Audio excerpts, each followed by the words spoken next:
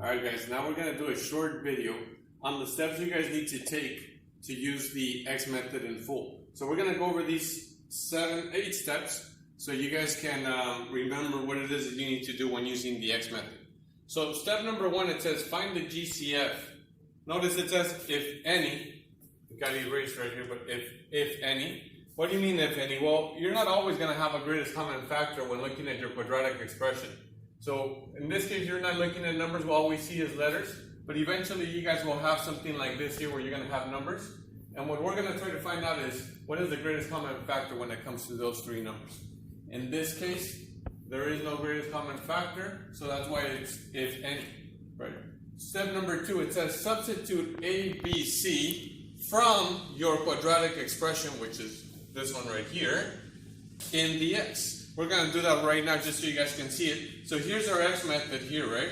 On the top it's 8 times C, the bottom it's B, and on the sides we have a number being divided by A. So now if we're going to substitute it, notice A and C, if we're looking at this, our A is 7, so we're going to write 7, times our C, which is 48, right? Our A is 7, so we're going to put it like this.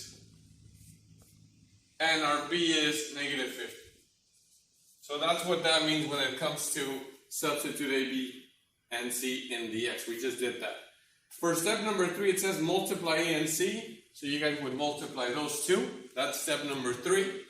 Step number 4 is find the 2 factors. We did that in our previous lessons, assignments 92, 93, and 94. That's pretty much what we're talking about. You guys can review those videos if you have questions in regards to that. Step 5, replace 2 factors in the X. We did that as well. Once you guys find out what your 2 factors are, you put them in the X just the way we did in videos 92, 93, and 94.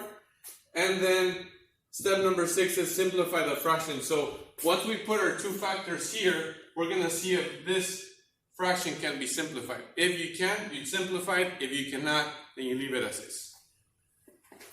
Step number 7, write your 2 binomials. This is pretty much going to be your answer, and we'll go over it in detail once we record our following videos. And lastly is step number 8, which is check your answers. You guys would use the FOIL method or the box method to see if you end up with the same quadratic expression. And that's it.